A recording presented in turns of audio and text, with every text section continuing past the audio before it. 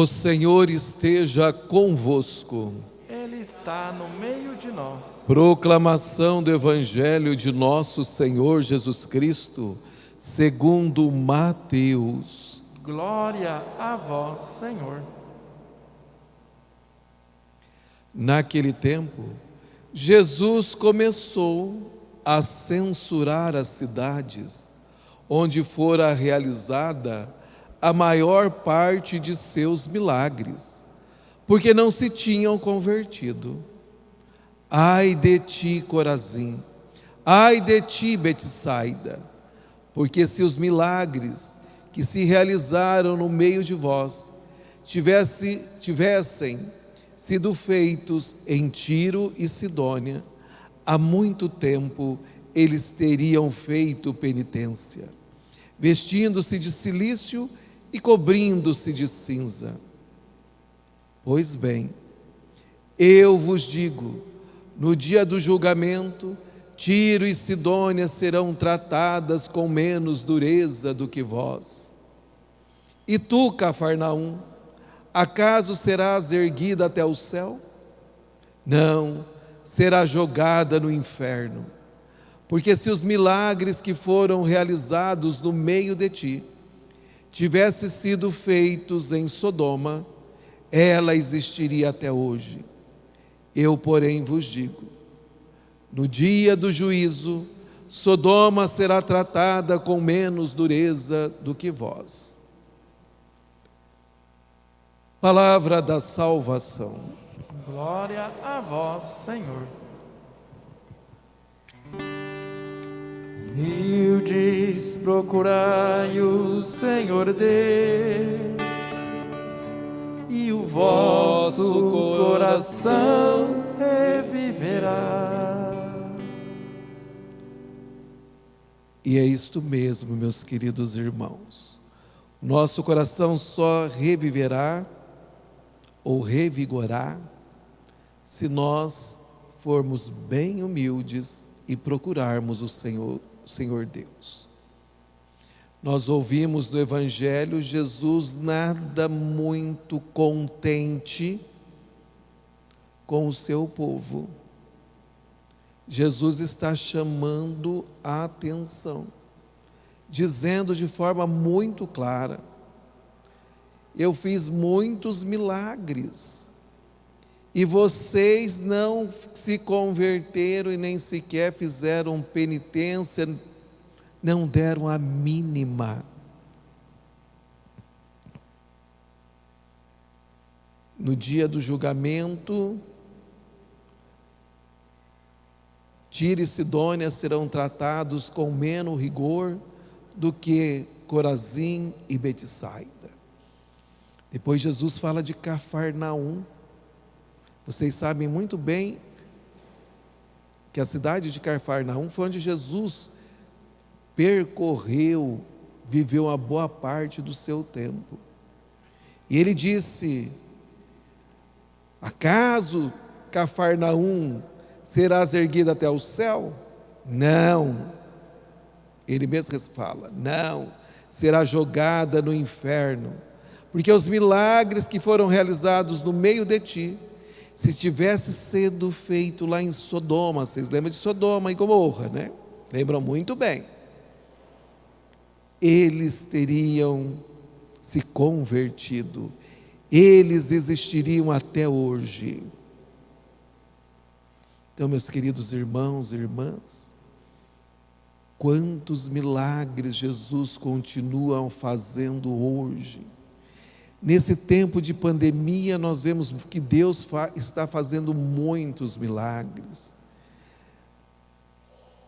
Nós estamos vendo que Deus está dando a oportunidade para muitas pessoas se recuperarem. E nós vemos que tudo isto é pelo poder da oração, o clamor da igreja. Mas só que, meus irmãos, como vai acontecer com esses nossos irmãos que receberam as graças, as bênçãos, os milagres, no juízo final? olhando para as Sagradas Escrituras, eles serão tratados com grande rigor no dia do juízo. Nós não podemos ficar alheios às coisas que Deus faz. Eu sempre falo para vocês, Deus nos dá a cada dia a oportunidade para a nossa conversão. E Ele faz milagres constantemente na nossa vida, na vida dos nossos. Mas tem muitos que olham e falam, mas para que eu vou na igreja? Eu sou tão bom, eu rezo em casa, para que eu vou lá na igreja? Não preciso. E você conhece pessoas desta forma na nossa cidade. E que não estão nem aí, receberam milagres. E não têm a coragem, em uma semana de 7 dias, vir numa missa dominical, ficar 1 hora na igreja. Tudo bem, eu demoro um pouco mais, que seja 1h30, mas é uma semana. Não é todo dia. Mesmo se eu gastasse 2 horas, 3 horas de missa, é uma vez na semana. E que você deveria sentir-se eternamente grato pelo Senhor, porque Ele fez milagres, continua fazendo milagres na nossa vida, para o nosso bem, que a gente possa enxergar, porque Deus é providente. Vocês ouviram isso muito bem na primeira leitura. Os egípcios mandaram assassinar todas as crianças do sexo masculino, porque ele viu que estava aumentando muito o povo hebreu. Moisés foi salvo, Deus permitiu, e Deus tem uma obra, uma missão para que Moisés seja cumprida, assim como para cada um de nós. A mãe de Moisés ficou por 3 meses escondendo a criança, para que ela não fosse assassinada pelos egípcios. E ela, por inspiração divina, não é acaso não, é inspiração divina, também não é sorte de Moisés não, é obra de Deus, para você entender na sua vida. Você acha que você está vivendo hoje porque é sorte? Não, Deus te deu a oportunidade. Por inspiração divina, ela fez um cesto. Por inspiração divina, ela colocou betume e piche, calafetou, para que não entrasse água. Olha, uma mãe zelosa, que ama o filho, que cuida do filho, e que sabe que o filho é obra de Deus. Colocou no rio. A filha do faraó, a irmãzinha, seguiu e viu a filha do faraó e foi a banhar-se no rio. Viu aquele cesto, pediu para que as escravas pegassem. Era uma criança, ela ficou encantada. Deus é providente. Como que uma egípcia poderia se encantar com um hebreu, se não é providência divina?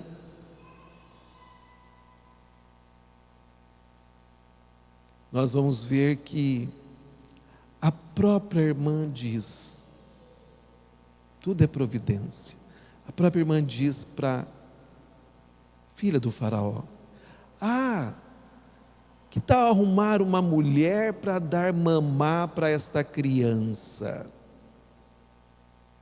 Providência divina.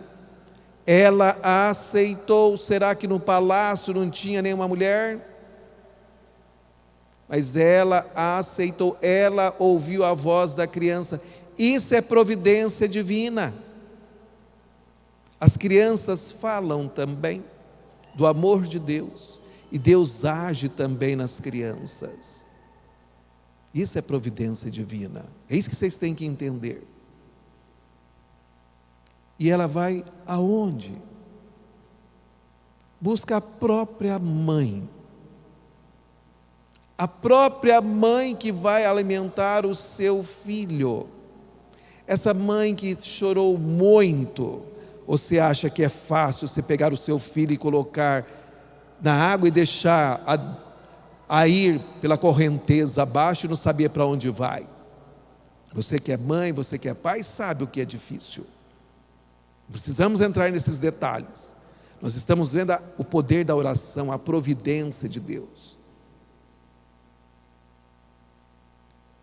A própria mãe vai, a filha aceita com que ela vá para casa amamentar. Ele é um menino. Os egípcios estavam eliminando o povo hebreu do sexo masculino, os meninos. E Deus, na sua providência, porque Ele escreve a história através de nós. Quando nós estamos dispostos a abrir o coração, Ele usa de nós. E aí Moisés, quando deixa de amamentar, a mãe, de forma muito consciente e sabendo da vida, que a vida é importantíssima, ela vai e entrega o seu filho na corte. Moisés foi o nome dado pela filha do faraó, que significa eu o tirei das águas. Moisés cresce um hebreu na corte egípcia, com todos os ensinamentos e com toda a cultura egípcia, ali que ele cresce. Mas Deus é providente, Ele não deixou de amar a Deus, o único verdadeiro.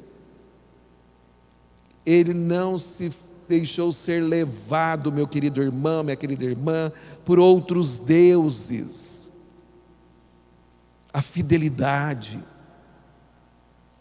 E ele vai lá onde estava trabalhando os seus irmãos hebreus e vê que eles são escravos, estão sendo maltratados. E ele vê um egípcio maltratando um hebreu, e ele o matou e enterrou. Mas nada fica escondido neste mundo.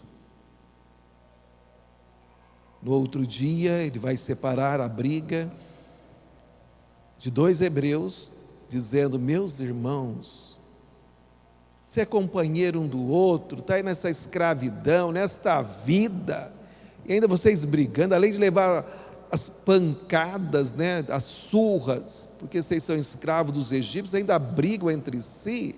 Vocês são companheiros. Mas nem sempre os irmãos nos ouvem, nem sempre os irmãos aceitam os conselhos, nem sempre os irmãos conseguem enxergar que é providência divina, como está dizendo a pandemia. Muitos não conseguem enxergar as maravilhas de Deus na sua vida, e eles ameaçam Moisés. E Moisés, com medo de ser morto, porque Deus tinha um plano para ele, ele foge. E aí nós cantamos nos Salmos: humildes, procurai o Senhor Deus, e o vosso coração reviverá.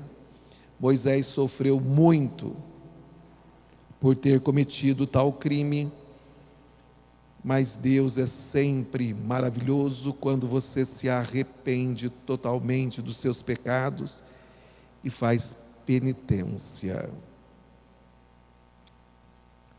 Hoje, a igreja celebra essa memória que não é litúrgica de Nossa Senhora Rosa Mística.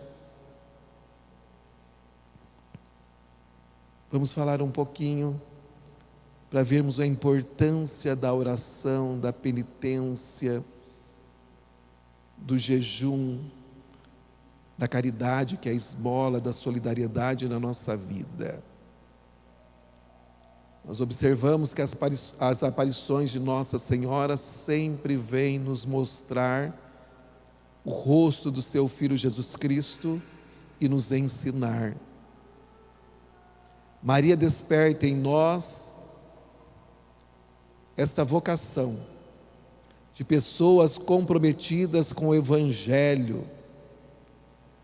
Nossa Senhora, que é a mãe da igreja, leva os filhos para realizar a própria vocação, que é encontrar com Jesus Cristo e entrar em sintonia com Ele.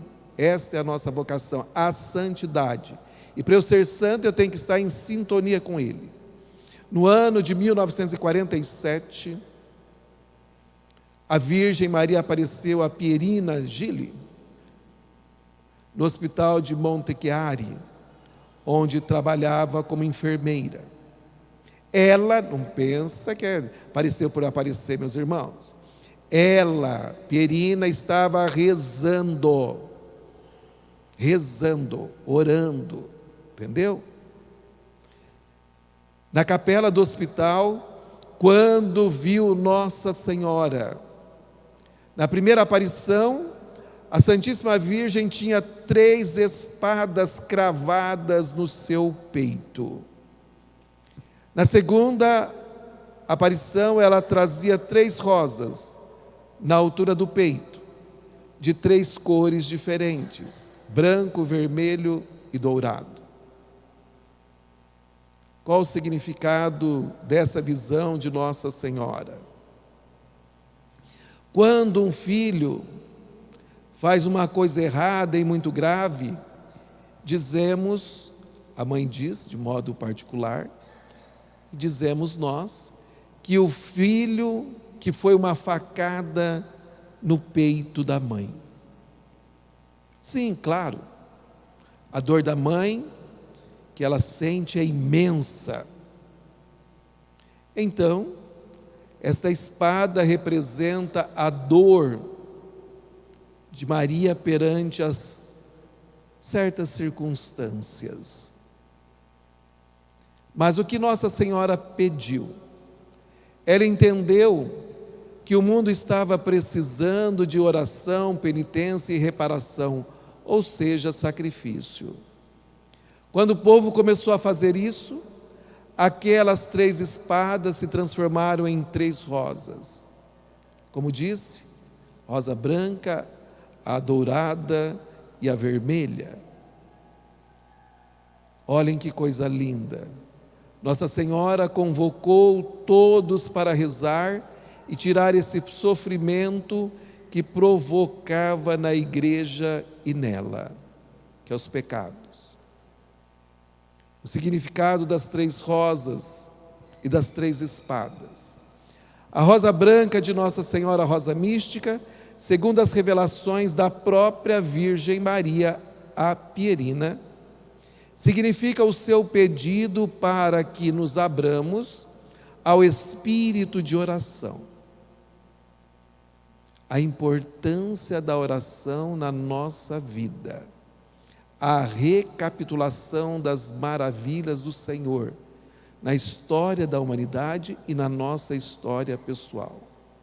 A espada que estava no lugar dessa rosa simboliza a diminuição das vocações. Então, meus queridos irmãos e irmãs, em reparação deste mal, quando nos abrimos ao espírito de oração, as vocações aumentam. Então precisamos rezar muito pelas vocações. Na nossa cidade, faz muito tempo que não temos vocações sacerdotais, religiosas, inclusive matrimoniais. É algo para vocês pensarem. Não é só do padre, não. É para vocês pensarem. O Senhor disse: ai de ti, Cafarnaum, ai de ti, Monções. Quantas maravilhas eu fiz nessa cidade, na vida de vocês. Oração. Somos chamados a sermos homens e mulheres de oração. Rezarmos constantemente, como a igreja nos pede, Nossa Senhora nessa aparição pedindo vocações. E agora você vai entender o porquê das vocações em relação às outras rosas. A rosa vermelha da rosa mística simboliza o espírito de expiação e de sacrifício. A espada que estava no lugar desta rosa simboliza os pecados cometidos pelos religiosos, monges e monjas e sacerdotes. Isso significa que devemos fazer e oferecer sacrifícios pela conversão dos membros pecadores da igreja. Vocês têm que rezar por mim. Isso que Nossa Senhora está falando, dos pecados, dos sacerdotes, dos religiosos, religiosas, dos monges e monjas. E que muitos têm pecados gravíssimos, inclusive de comungarem de Jesus eucarístico em pecado mortal. Isso é um prato cheio para o demônio. A importância da oração dos leigos e leigas, pelo bem da igreja. Nossos pequenos sacrifícios do dia a dia, quando oferecidos a Deus com amor, pode se transformar em bênção sobre os padres e religiosas que precisam da intercessão constante dos fiéis.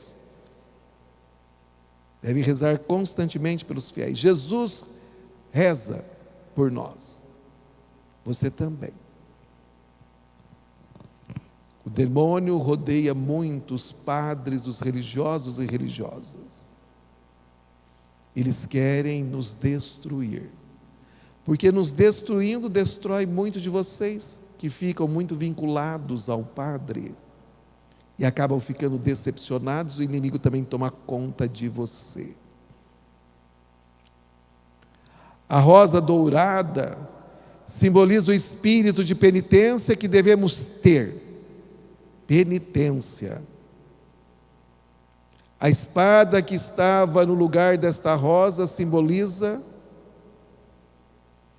a traição dos sacerdotes e religiosos e religiosas, que cometeram contra Jesus e o seu ódio contra a igreja.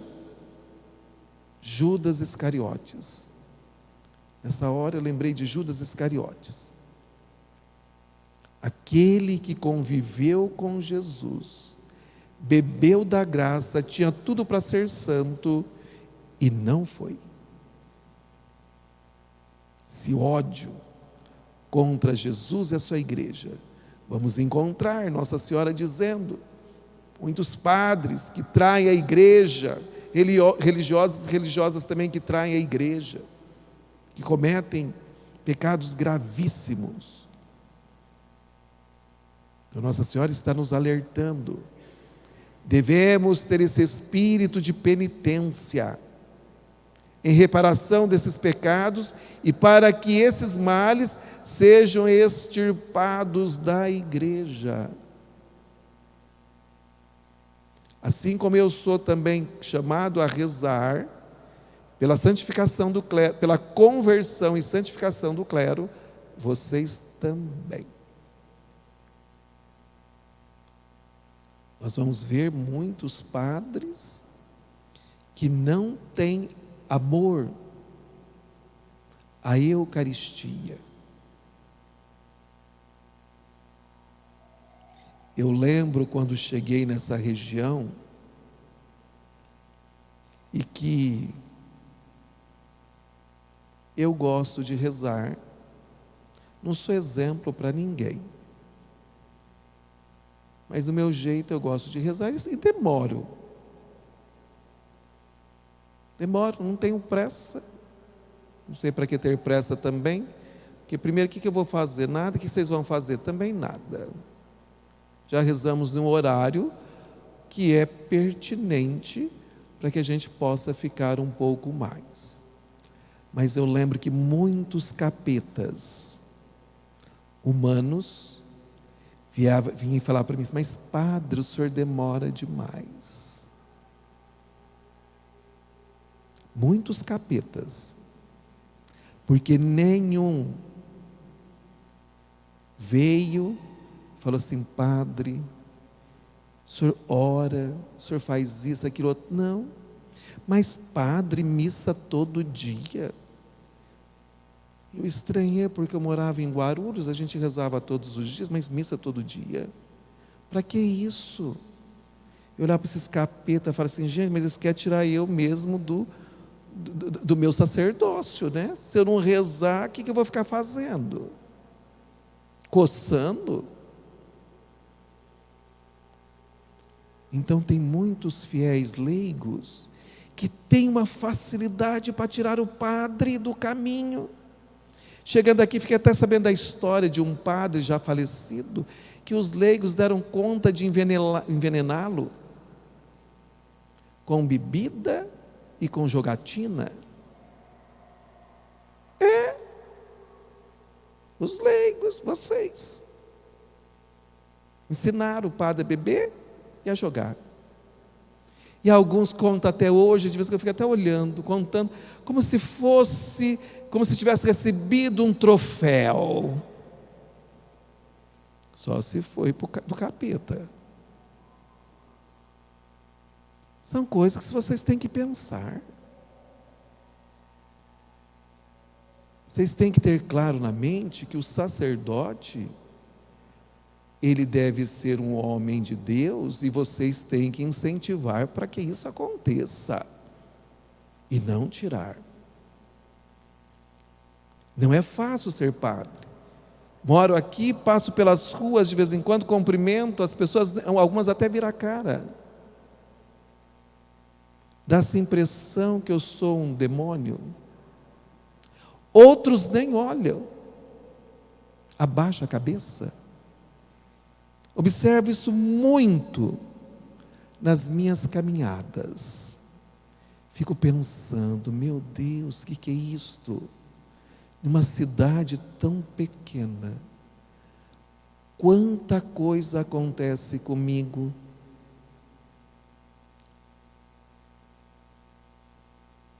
São coisas para vocês pensarem. Eu sou humano, eu tenho sentimentos. Aí vocês acham bonitinho, porque fez no dia do meu aniversário uma mensagem, quer que eu choro. Ah, gente, menos, né? Menos, né? Tem outras coisas para mim chorar. Não vou ficar chorando por causa de mensagenzinha de amor para mim. Tem outras coisas. Tá bom? Menos. Vamos começar a amadurecer e ver a nossa responsabilidade de cristãos. Nós desejamos ir para os céus. E eu desejo que todos vocês vão para os céus. Vamos mudar nosso jeito de ser, né? Vamos deixar esse negócio de pelas metades, meio cristão. Não. Eu quero ser padre na minha totalidade. E quero que vocês sejam fiéis a Cristo também na totalidade. Não é pelas metades, não. Não é fácil. Jesus nunca disse para nós que é fácil. Ele disse que a porta é estreita. Ele nunca nos enganou. E eu, particularmente, também não engano vocês. Não fico aqui contando piadinhas ou historinha para agradar vocês. Tudo que eu estou falando está na palavra de Deus de hoje. Inclusive até da aparição de Nossa Senhora. É só você pesquisar a palavra. Então, meus queridos irmãos, a devoção à Nossa Senhora Rosa Mística existe para que intercedamos pelos membros da igreja, especialmente aqueles mais pecadores e necessitados da misericórdia divina. Então, meus amados irmãos e irmãs, se amamos a igreja de Jesus, devemos atender aos pedidos de Nossa Senhora Rosa Mística e nos abrir ao espírito de oração, sacrifício e penitência. De modo particular, rezemos e façamos penitências e sacrifícios por aqueles que cometeram abusos e também por aquelas pessoas que sofreram abusos, principalmente por aqueles que carregam até hoje as marcas desse grande mal dentro da igreja. Através das orações, da penitência e do sacrifício, as 3 espadas se transformam em 3 rosas. E isso é a mensagem de Rosa Mística. Você transforma, meu amado irmão, minha amada irmã, as coisas mais dolorosas da história e da fé com a sua oração, com espírito de penitência, de reparação e de sacrifício. É assim que nós somos chamados a viver. Então nós somos chamados hoje a repensar na nossa vida. Realmente eu sou uma pessoa de oração, faço penitência, tenho esse espírito de penitência, de reparação dos pecados. Como está? Eu até olho assim, eu vejo que vocês não fazem muito, que nem confessam. Então eu fico até pensando. É uma penitência confessar.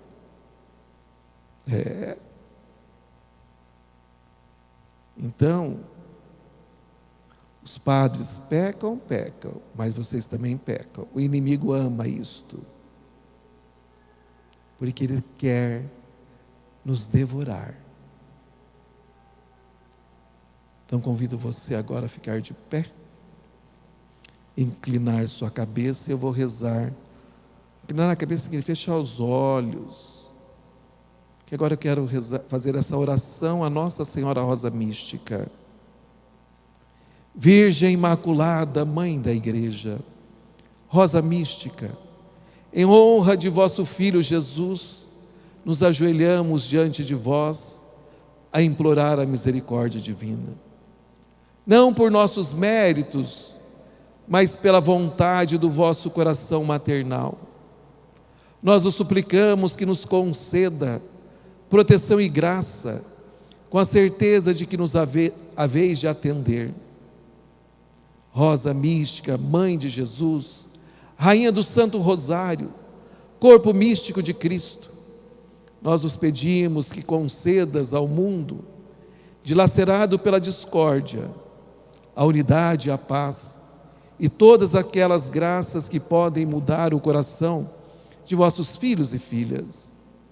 Rosa Mística, Rainha dos Apóstolos, fazei florescer à volta da mesa da Eucaristia muitas vocações sacerdotais e religiosas, que difundam com a santidade de suas vidas e com zelo apostólico pelas almas o reino do vosso Filho Jesus por todo o mundo.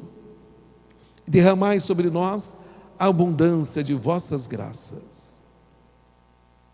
Ave Maria, cheia de graça, o Senhor é convosco. Bendita sois vós entre as mulheres, bendito é o fruto do vosso ventre, Jesus.